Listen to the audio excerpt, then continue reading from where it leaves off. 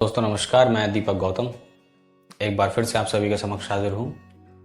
आज हम बात करेंगे अपने हैंड्स के चक्रास को कैसे जागृत करें। काफ़ी लोगों की एक समस्या जो अक्सर हीलर्स फेस करते हैं कि उनके हाथों से रेकी का फ्लो उस तरह नहीं हो पाता है जिस तरह और व्यक्ति का होता है या फिर हीलर्स का होता है। वैसे तो जब आप सेल्फ हीलिंग की प्रैक्टिस करते हैं तब उस प्रैक्टिस में मोस्टली चांसेस हैं कि आपके हैंड्स के चक्रास ओपन हो जाते हैं और आपको अपने हाथों से निकलने वाला एनर्जी फ्लो फील होता है।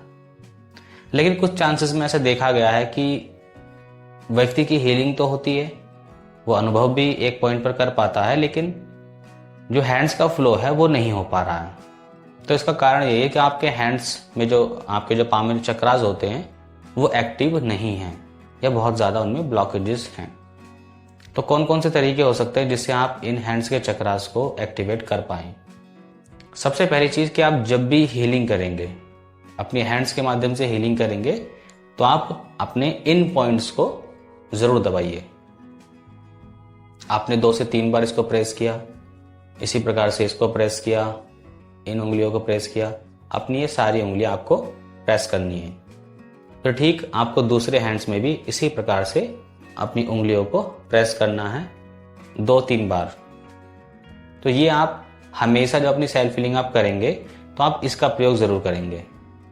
और जब भी आप अपनी हीलिंग करेंगे और हैंड्स के माध्यम से ही करेंगे, क्योंकि काफ़ी बार हीलिंग के ऐसी तकनीक भी होती हैं कि जिसमें व्यक्ति हैंड्स का इस्तेमाल नहीं करता, सिर्फ कल्पनात्मक रूप से सिंबल्स को बनाता है और वो हीलिंग होती है।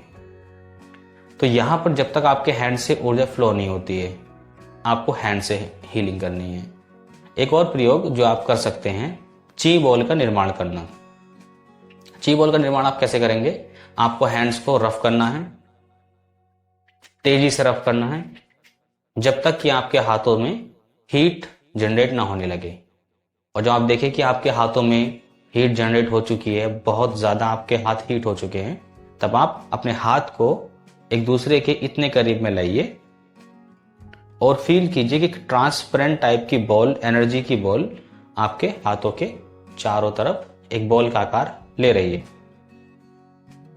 जब आप कुछ देर इस प्रैक्टिस को करेंगे, कुछ देर आप इस पर ध्यान देंगे, तो जैसे ही आप अपने हाथों को आपस में जोड़ने की कोशिश करेंगे बहुत आराम से, तो आपको एक दबाव फील होगा, जैसे मुझे अभी भी हो रहा है। दबाव आपको फील होगा तो आप समझना कि एक ट्रांसपेरेंट बॉल का निर्माण हो रहा है। तो वो बॉल्स क्या करेंगे कि आपके हैंड्स की चक्रास को ओपन करने में सहायता करेंगी। अब आप इस बॉल को धीरे धीरे डेली इसकी प्रैक्टिस कीजिए और बॉल को बड़ा बनाइए, फिर और बड़ा बनाइए। इसी प्रकार से आप इसको ची बॉल का निर्माण कर सकते हैं। जब आप ची बॉल का निर्माण कर लें तो उसके बाद ये नहीं कि ची बॉल को कहीं भी फेंक दिया और बस हमारी प्रैक्टिस खत्म। आप उसमें पॉजिटिव एफर्मेशन डालिए। उसके बाद उस ची बॉल को अपने किसी चक्रा में डाल सकते हैं, अपने ऑरा में डाल सकते हैं। तो इस चीज़ का नियमित रूप से अगर आप अभ्यास करेंगे तो मैं समझता हूँ कि 1 हफ्ते 10 दिन में आपको अपने हैंड्स में सेंसेशन पावर फील होने लगेगी। वहाँ पर चींटी की तरह कुछ चलना, हाथों में वाइब्रेशन रहना। तो ये सिम्टम्स हैं कि आपके पाम के चक्रास एक्टिवेट हो रहे हैं। एक और प्रैक्टिस जो आप कर सकते हैं, उसमें भी आप अपने हैंड्स को इसी प्रकार से तेजी से रफ करेंगे जब तक कि आपके हैंड्स पूरी तरह गर्म ना हो जाएं, हीट प्रोड्यूस ना करने लगे। फिर आप अपने हैंड्स को इसी प्रकार से अपने सामने रखेंगे और अपने पूरे ध्यान को, अपनी पूरी अवेयरनेस को अपने हाथों पर लेकर आएंगे कि आपकी सारा ध्यान, आपकी सारी अवेयरनेस आपके शरीर से खींच करके आपके हाथों में आ रही है।